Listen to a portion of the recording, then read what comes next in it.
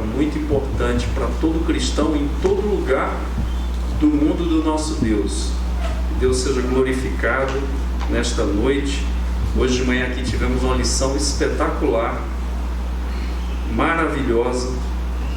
E por que foi espetacular? Porque o irmão Enoque foi usado por Deus para voltar em doutrinas básicas.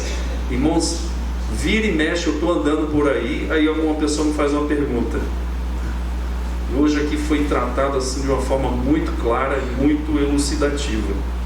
Então nós ficamos muito felizes. Lembrando que quarta-feira nós não vamos ter culto, é noite de Natal, nós não vamos ter culto, vamos ter culto no outro domingo, ok? Não se esqueçam disso. Vamos abrir aí, meus irmãos, no capítulo 2 do Evangelho de Lucas. Lucas, capítulo 2.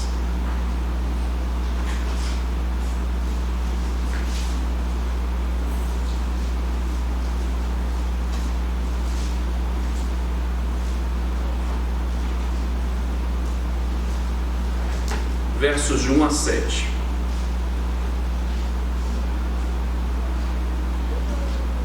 A palavra do Senhor diz assim: Naqueles dias foi publicado um decreto de César Augusto, convocando toda a população do império para recensear-se. O primeiro recenseamento foi feito quando Quirino era governador da Síria. Todos iam alistar-se, cada um à sua própria cidade. José também subiu da Galileia, da cidade de Nazaré, para a Judeia, cidade de Davi, chamada Belém, por ser ele da casa e família de Davi, a fim de alistar-se com Maria, sua esposa, que estava grávida. Estando eles ali, aconteceu completarem seus dias. E ela, Maria, deu à luz o seu filho primogênito, enfaixou-o e o deitou numa manjedoura, porque não havia lugar para eles na hospedaria. Vamos orar. Deus, queremos te agradecer por esse texto e queremos que o Senhor fale ao nosso coração e que nós nesta noite, Senhor, subimos mais um patamar de compromisso, aqueles que já têm o Senhor no seu coração e aqueles que ainda não têm, que possam começar a caminhada contigo. Fala, Senhor, nos mostra o sentido do Natal nesta noite e glorifica o teu nome e que o teu nome seja adorado nesta noite, em nome de Jesus Cristo. Amém. Meus irmãos, nesta noite nós queremos relembrar algumas coisas importantes. Primeiro, irmãos, nós comemoramos o Natal todo ano e é maravilhoso, porque é uma época emocionante, não é verdade? Começa a tocar aquela harpinha, não é? E tem gente que coça o bolso para tirar um dinheirinho para comprar um presente, né? Ou então dar um presente para alguém, ou vários presentes. Tem gente que compra muito presente mesmo. Famílias se juntam para comer. Tem aí o chester, o peru, né? Diz até que tem um Natal nordestino, tem sarapatel, buchada de bode. E dizem que é um Natal assim poderoso. Meus irmãos, sempre nós estamos em comunhão nessa data, com família ou com amigos, né? Os restaurantes estão cheios nesses dias aí de comemorações, de festas de final de ano.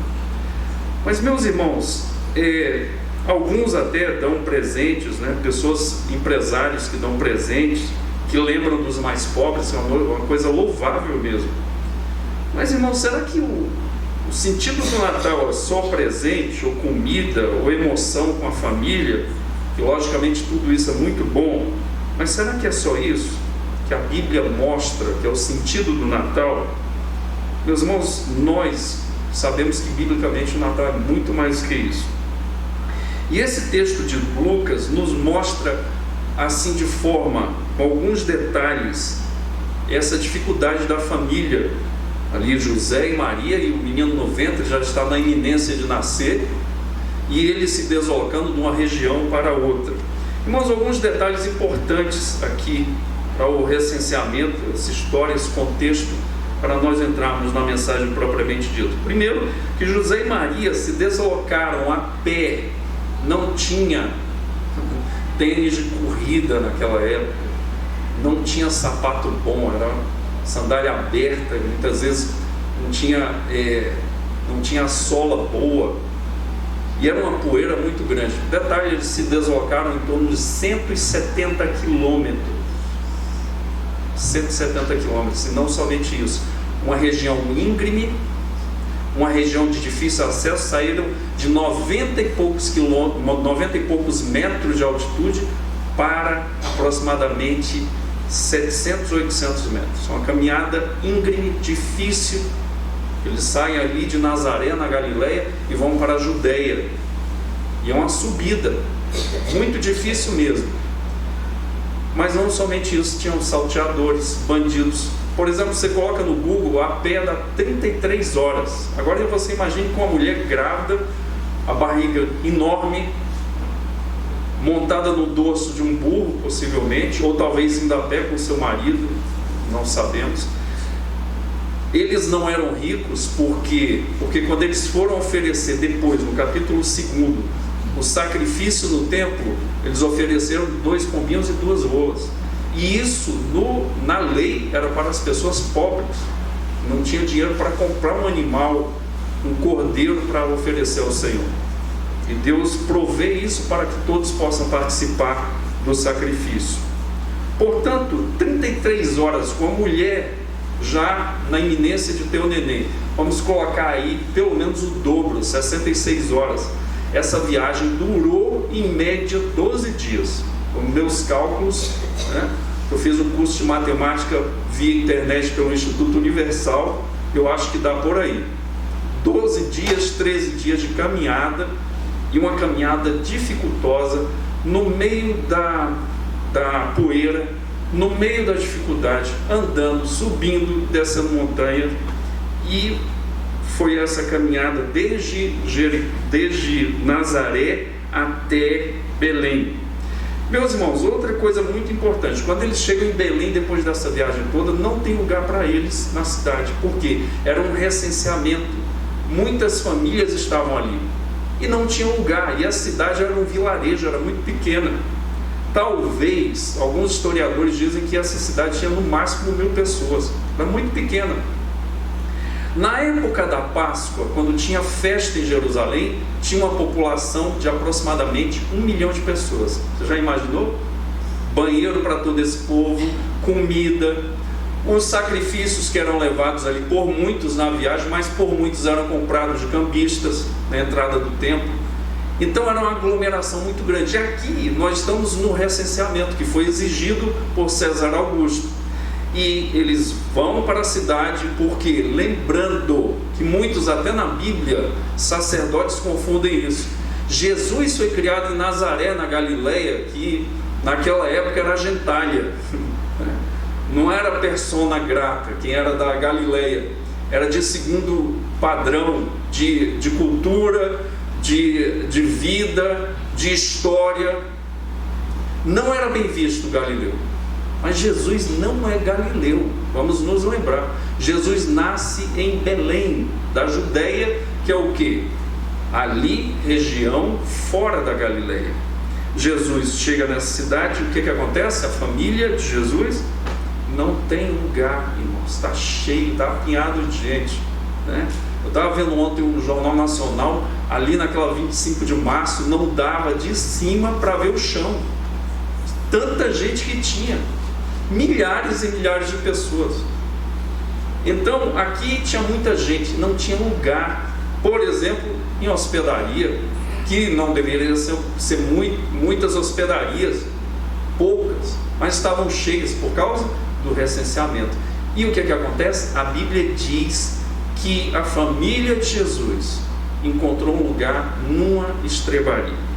Então, meus irmãos, essa hospedagem não foi encontrada e eles encontraram, e ali possivelmente as casas na época de Jesus eram casas que tinham parte da moradia, mas era junta com os animais. Talvez ali na hospedaria que recebia viajantes tinha a parte também dos animais que eles conseguiram ficar. Não diz na Bíblia se foi pago ou não, quanto foi, ou se foi um favor feito por alguém para a família de Jesus Cristo.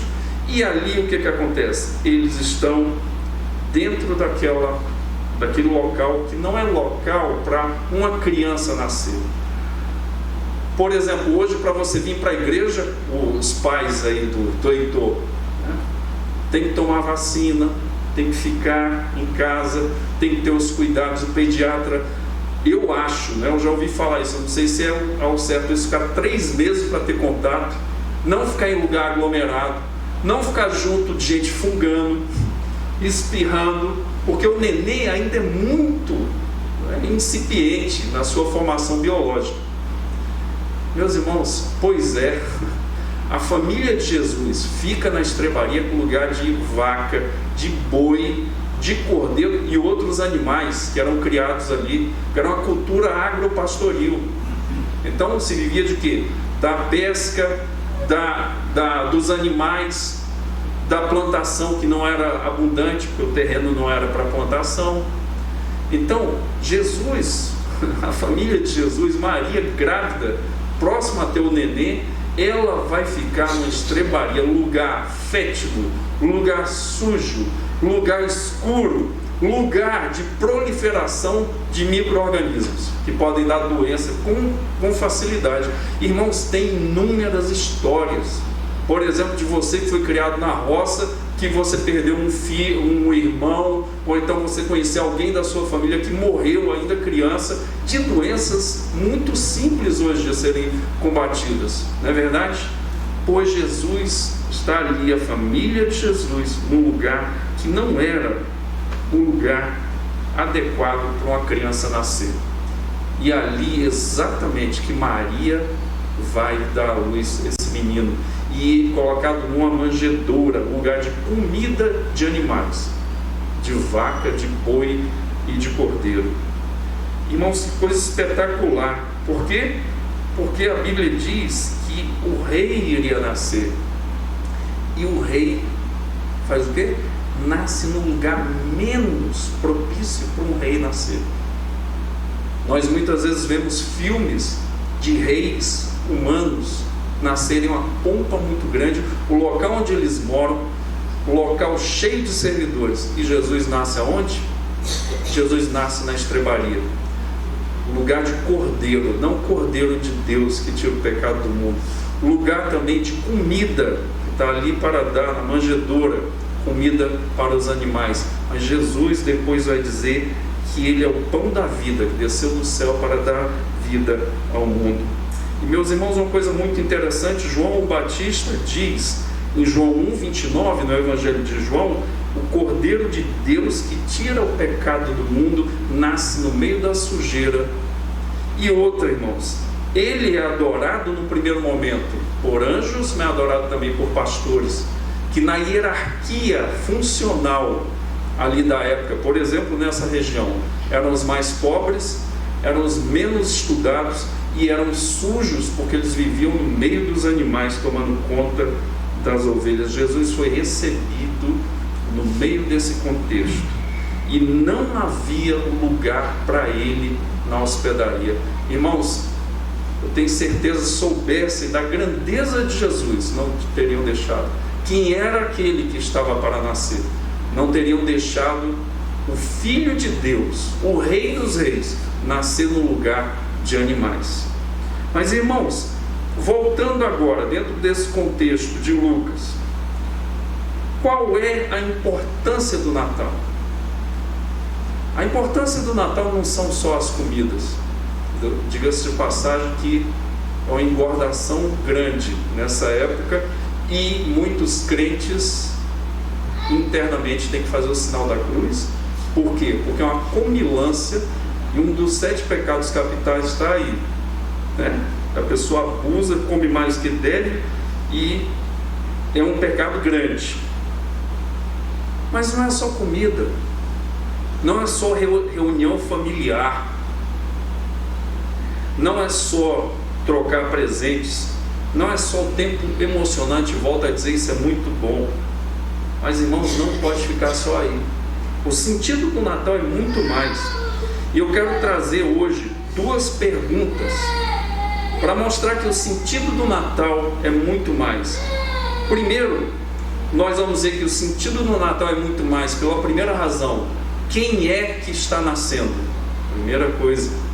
E a segunda pergunta, o que ele fez e o que ele veio fazer, logicamente.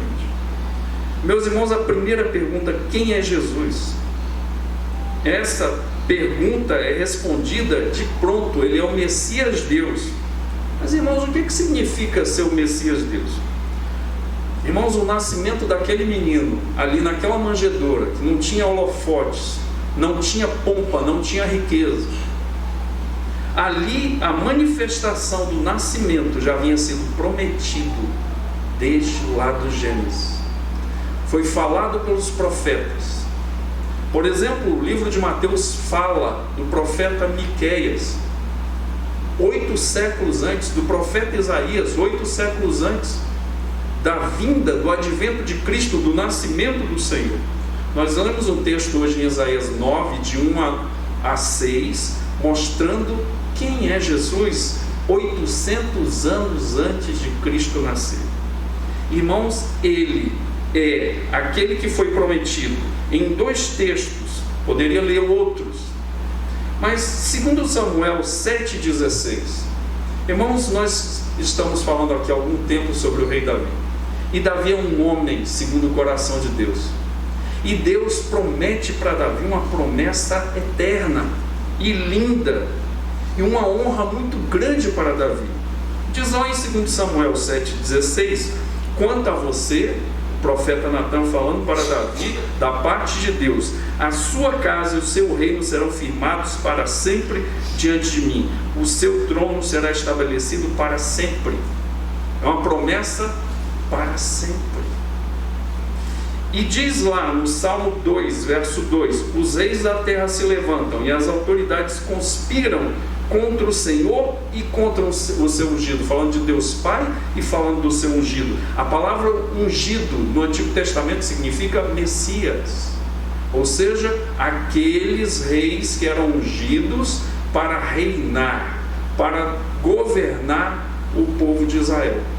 Mas aqui está falando de um rei diferente, um ungido diferente, que ele se sentaria no trono de Davi para sempre, ou seja, a morte não venceria. Essa verdade, irmãos, foi confirmada, a concepção de Jesus, diz lá em Lucas 1,35, perdão, quando a jovenzinha, talvez Maria tivesse 14 anos nessa época, ninguém conhecia Maria, mas Deus escolheu aquela menina para gerar o Filho dele eterno e se fazer carne e habitar entre os homens. E diz, Maria é escolhida por Deus e o anjo fala que ela vai dar à luz um neném. Ela fala, mas como vai ser isso? Eu não tenho relação com homem nenhum. E diz lá que o poder do Altíssimo te envolverá e dentro do teu ventre vai ser gerado um ser chamado Filho de Deus. Por quê? Porque não vai ser por conjunção carnal que esse menino vai nascer, vai ser pelo poder do Espírito Santo. Lucas 1,35 fala sobre isso. No ventre daquela adolescente é gerado ali o Senhor da glória. Meus irmãos, e simultaneamente nós vamos ver ali no livro de Mateus, capítulo 1, a genealogia, mostrando o que? Jesus, filho de Abraão, filho de Davi, e vai dar a genealogia todinha de Jesus até chegar em José, porque José é descendente de quem? De Davi, para se cumprir a profecia em 2 Samuel, capítulo 7, como eu li, verso 16, vai nascer da tua descendência, um que vai sentar no teu trono para sempre. Detalhe, irmãos, já o milagre da concepção de Jesus. Agora, irmãos, é tão interessante que José, quando sabe a respeito da gravidez de Maria, na cultura judaica não existe noivado como o nosso, mas vamos chamar de noivado. Ali, um ano faltando para o casamento, ele desposava a mulher, e ali era um contrato feito entre as famílias. Às vezes esse contrato era feito, as crianças ainda estavam bem pequenas. Nós não sabemos, a Bíblia não fala sobre isso. Havia um contrato. José, nesse um ano, o que ele ia fazer? Ele ia arrumar a sua casa, preparar a sua casa para levar Maria para lá na cerimônia de casamento. É muito lindo. E aí, nesse 1 ano, ele ia preparando, mas eles não podiam ter relação sexual. Era prometido essa moça pelo pai a esse rapaz. Depois, quando se passasse esse 1 ano, na cerimônia de casamento, que geralmente durava 7 dias, uma coisa linda acontecia. Só um parênteses aqui do nascimento de Jesus. Lá, no lar onde foi construída essa casa pelo noivo, e a família do noivo ajudava, e tinha os amigos do noivo. Agora vocês vão lembrar e vão entender, por exemplo, quando João Batista fala que os discípulos vêm falando que Jesus está batizando pessoas, e ele diz: convém que ele cresça e que eu diminua. E o noivo, enquanto está presente, o amigo do noivo se alegra. Lembra disso? Quando João Batista: façam assim para acreditar que você está comigo. Faça assim, tá? Pela fé. João Batista não tem inveja de Jesus. João Batista sabe quem ele é. Quando nós sabemos quem nós somos, nós não precisamos ser outra pessoa. O que acontece? O noivo pegava os amigos e ia em procissão, pessoas cantando e dançando, até chegar à casa da noiva. Quando chegava à casa da noiva, ele tirava a noiva dos seus aposentos, que estava ataviada, linda e maravilhosa. E eles iam agora em procissão, voltando para a casa que ele preparou, que vai ser a casa em definitivo da morada da nova família. E ali eles passavam 7 dias em alegria, em danças, né? Comendo, bebendo e se alegrando. E na primeira noite eles fechavam lá o aposento, tinham o primeiro relacionamento. E ali começava, ele só ia ter o primeiro relacionamento na noite de núpcias. Irmãos, agora imagine a cabeça de José. E esse homem é um dos homens mais espetaculares da Bíblia, para mim. Por quê? Porque diz no texto, eu não vou ler aqui que não vai dar tempo, no texto de Mateus, diz que Maria chega para José e fala para ele que está grávida. Ele falou: mas eu não tive relação com você, então deve ser de alguém. Ela fala: do Espírito Santo.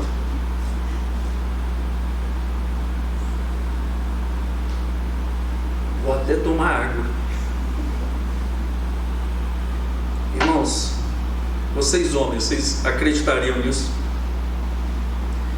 José, ele não acreditou. Mas sabe o que ele fez? Ele falou: vou sair, como diz lá no outro, né? A francesa.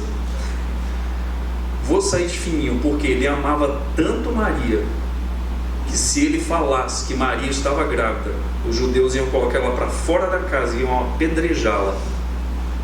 Ele falou: não, eu vou fugir. E na cabeça de José, que a culpa caia sobre mim, ele engravidou a moça e se mandou. Enquanto ele estava armando, porque a gente costuma fazer a tradução do Salmo 46 como: eu sou o meu refúgio e fortaleza, socorro bem presente nas tribulações. José montou um refúgio, e quando ele ia colocar em prática o seu plano, ele teve um sonho.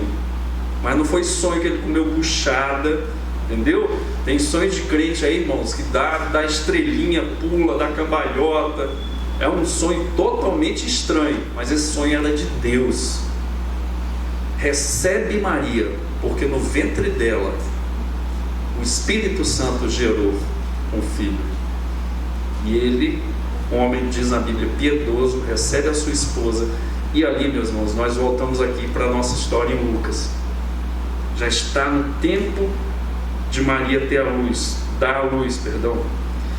Irmãos, e detalhe, não é somente da raiz de Davi, para que vocês entendam isso, mas é filho de Deus. Dá para entender? Por isso que eu pus nessa primeira resposta aqui: quem é Jesus? Messias, Deus. Porque até hoje os judeus não acreditam que Jesus é o Senhor. Estão esperando o Messias. Por quê? Porque eles esperavam um rei poderoso que nascesse no palácio, com roupas talares, com coroa suntuosa, com poder para destruir os inimigos de Deus. E vem um que nasce na manjedoura, nasce de um adolescente desconhecido, de um homem desconhecido, cresce em Nazaré, que os rabinos falaram na época de Jesus, de Nazaré pode vir alguma coisa boa? Oh meu Deus, ele não é de Nazaré, tem que explicar essas coisas. Cresce, filho de carpinteiro.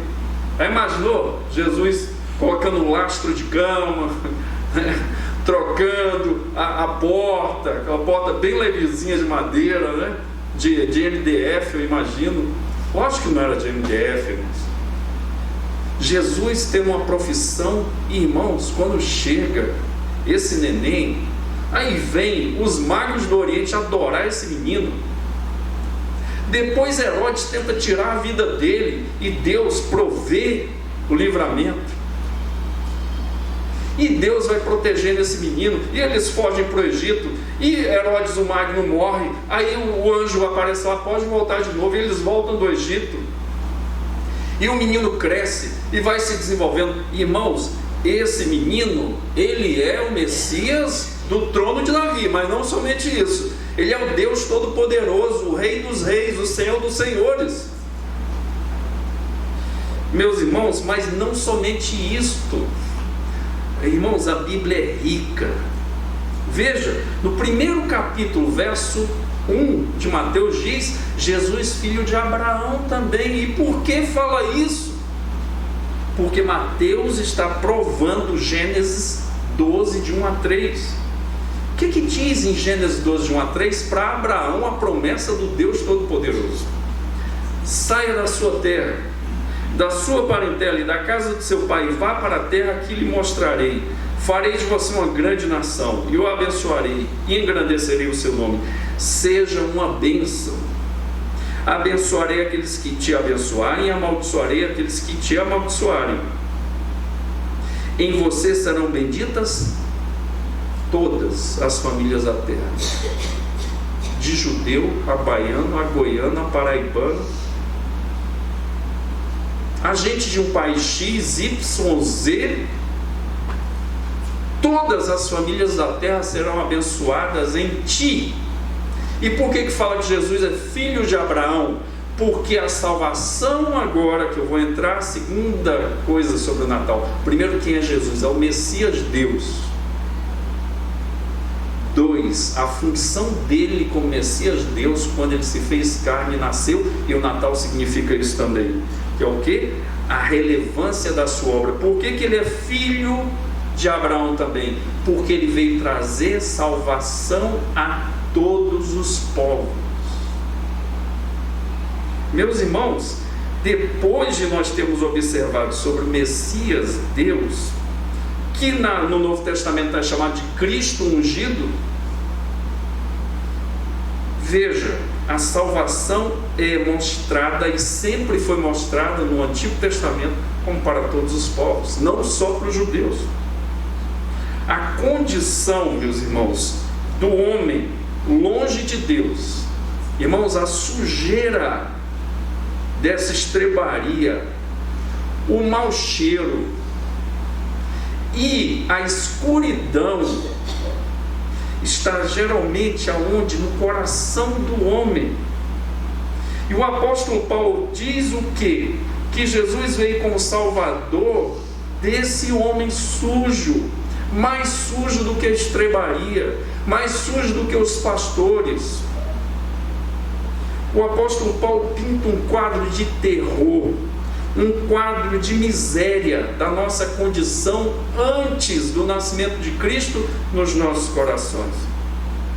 Efésios 2, de 1 a 3 pinta esse quadro e diz lá: e ele lhes deu vida quando vocês estavam mortos em suas transgressões e pecados, nos quais andaram no outro tempo, segundo o curso deste mundo, segundo o príncipe da potestade do ar, do espírito que agora atua nos filhos da desobediência. Entre eles também nós todos andamos no passado, segundo as inclinações da nossa carne, fazendo a vontade da carne, dos pensamentos, e éramos por natureza filhos da ira de Deus, como também os demais. Irmãos, e diz na Bíblia que nós temos vergonha de falar sobre isso. Talvez você está hoje aqui e você passou horas na mesa de um bar. Talvez você passou horas na mesa de um bar adulterando. Talvez você gastou dinheiro do leite do teu filho com bebida, com cigarro, com prostituição, com jogo do bicho. Porque o homem é tão vazio, tão sujo, que ele vai procurando o quê? Como o apóstolo Paulo diz, viver a vida no mundo. É a teologia do Zeca Pagodinho. Deixa a vida me levar, vida leva eu. E a pessoa vai andando de miséria em miséria. E diz aqui que nós éramos filhos da ira de Deus.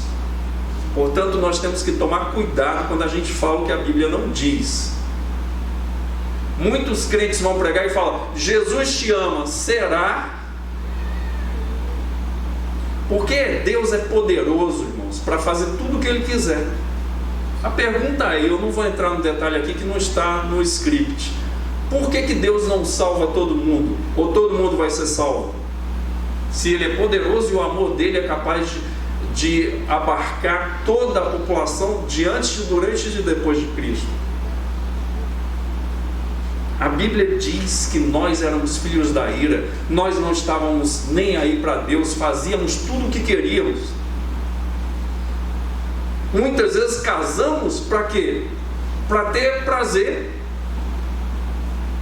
Casamos para quê? Para dar satisfação aos outros.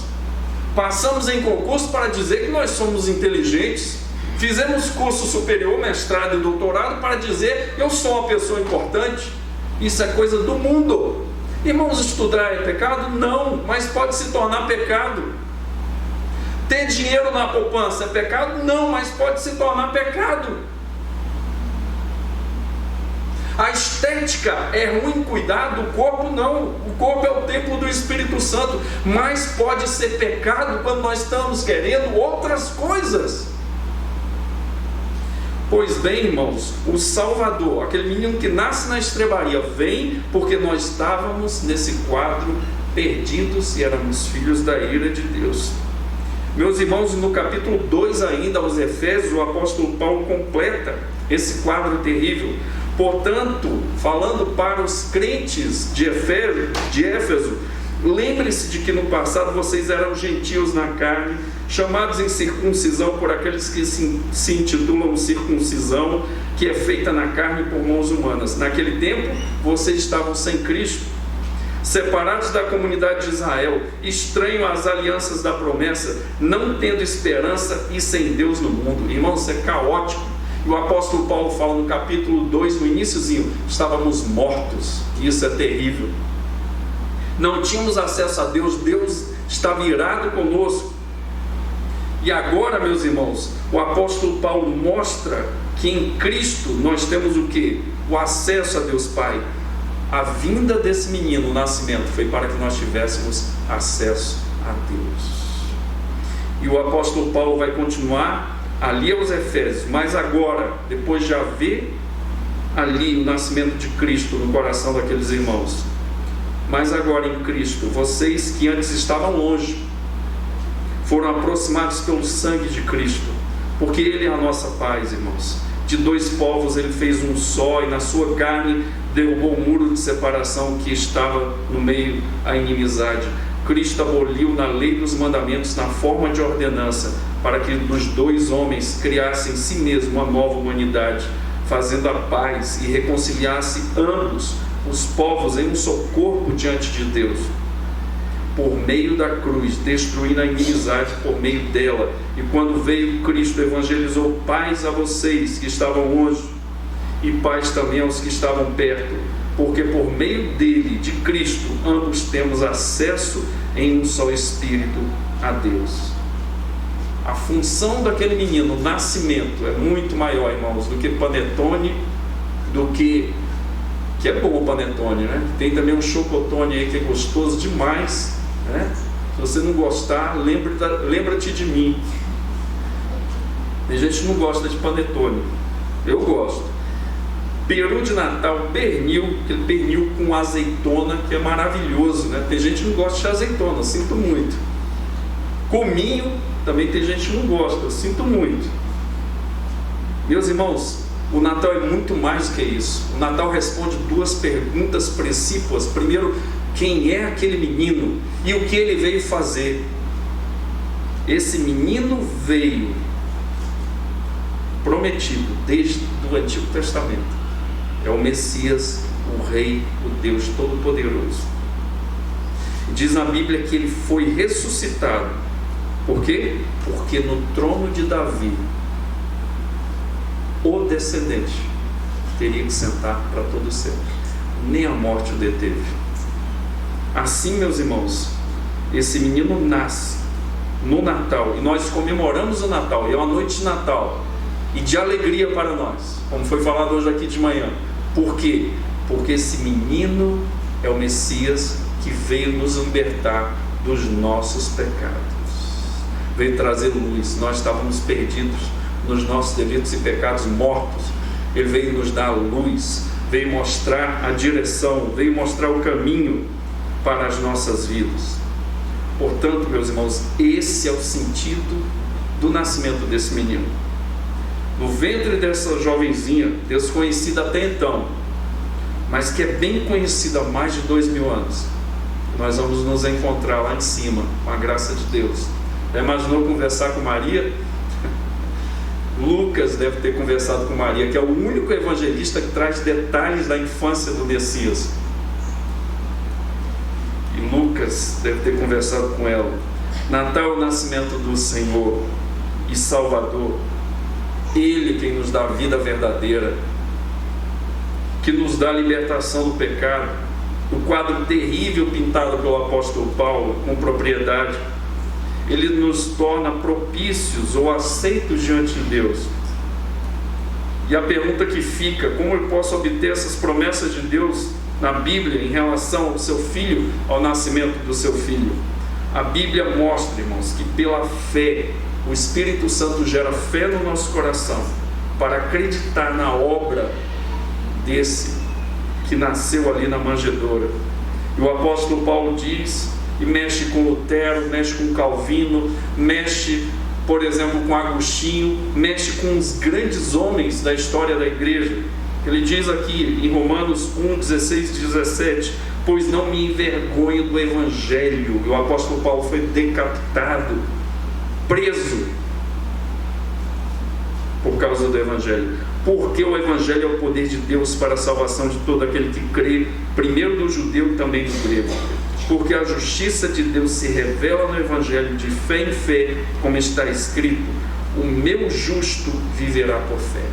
Mas agora eu volto ao início do sermão. A família de Jesus não encontrou hospedaria. E a pergunta que eu lanço hoje aqui para você: porque Jesus nasceu no meio dos animais, um lugar impróprio para uma criança. Não tinha lugar para ele na hospedaria, não tinha lugar naquela cidade. Não sabemos quem ofereceu esse lugar. Um lugar trevoso, um lugar que não era para um rei nascer, para um filho de Deus. Mas ele inverte a cabeça da pirâmide e ele desfaz tudo. O rei que é rei, desde o início, veio se sujar com os nossos pecados, com a nossa podridão, com a nossa morte. A pergunta que Jesus faz para mim e para você nesta noite é a seguinte: há lugar para Jesus nascer em seu coração? Ali onde ele foi não teve lugar, ele teve que nascer na estrebaria. Mas há lugar para Jesus nascer no seu coração e permanecer? E nós temos que pensar seriamente sobre isso.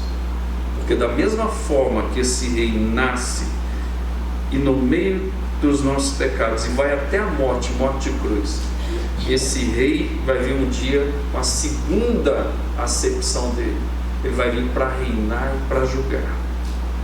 E aí sim ele vai vir com roupas talares. O Apocalipse diz que cabelos brancos de sabedoria perfeita e eterna, olhos de fogo que vê minúcias. É o mesmo que anda no meio da igreja e sabe de tudo da igreja. Ninguém precisa contar nada para ele, por causa dos seus olhos. Da sua boca sai uma espada bigúmia, e a palavra espada significa juízo. Os seus pés são bronze reluzente, trabalhados na fornalha do sofrimento, e as suas roupas são talares, são brancas e alvas como a neve. Pois esse Jesus que nasce ali na estrebaria, ele vai vir para reinar com aqueles que ele achou lugar nos seus corações para morar. Onde está Jesus na sua vida? Talvez no seu coração esteja o dinheiro, porque, irmãos, aí você fala, eu sou pobre, mas tem pobre suvina, tem pobre que ama o dinheiro, tem pobre que não come, às vezes, por quê? Porque não quer gastar. Tem rico que é liberal, e tem rico também que é o quê? Que gosta de dinheiro. Talvez no teu coração tenha o quê? Prostituição. Talvez nos nossos corações tenha o quê? Desejo de agradar os outros e desagradar o Senhor. Talvez no nosso coração nós temos um compromisso com um time de futebol, que não é pecado, mas às vezes o time de futebol se torna a razão da nossa vida. Se perde a final do Mundial, a vida não presta. Ou então, de outro time que está torcendo contra esse time, com inveja do time estar na final, e também está torcendo não pelo time dele, mas torce mais contra o time que estava na final ontem. Irmãos, tem gente que a hospedaria do seu coração está cheio, sabe de quê? Cheio de trabalho, cheio de sonhos que Deus não tem nada a ver com isso, de ser o cara, de aparecer. Talvez o sonho da pessoa que ela está se arrebentando é ter um carro, é ter um apartamento. Irmãos, tudo não é pecado, desde que seja para a glória de Deus, desde que os nossos corações tenham lugar para Jesus Cristo. E eu termino falando uma frase espetacular da primeira página das Confissões de Agostinho, que ele diz que o vazio no coração do homem é do tamanho de Deus. Vamos orar. Senhor, ó Deus, como é maravilhoso. Hoje de manhã, Senhor, foi tratado aqui do Teu amor, e o Teu amor é provado pela Tua ação, Pai, de dar o Teu único Filho. O Senhor não tinha 10, não tinha 20 detalhes. Jesus perfeito, santo, adorado, na glória. Ele desce e se suja, como diz o apóstolo Paulo, vem em forma humana, se esvazia de si mesmo, e não julga como usurpação ser igual a Deus. Não diz assim, eu não vou, não estou nem aí. Não, eu vou, Pai. E Ele se faz carne, habita entre nós e vai até a morte, e morte de cruz. Deus, muito obrigado por este amor que eu não consigo explicar, mas que, Deus, a prova dele é o nascimento daquele menino de uma forma, ó Deus, tão diferente dos reis da terra, no meio de uma manjedoura, um lugar escuro, fétido e cheio de animais, Senhor, com doença. Pai, louvado seja o Teu nome, porque o Senhor veio tirar e purificar a doença dos nossos corações. Que o Teu nome seja glorificado e adorado, e, ó Deus, lembrado no Natal como Deus Messias e o Salvador do mundo. Bendito seja o Teu santo nome, em nome de Jesus. Amém.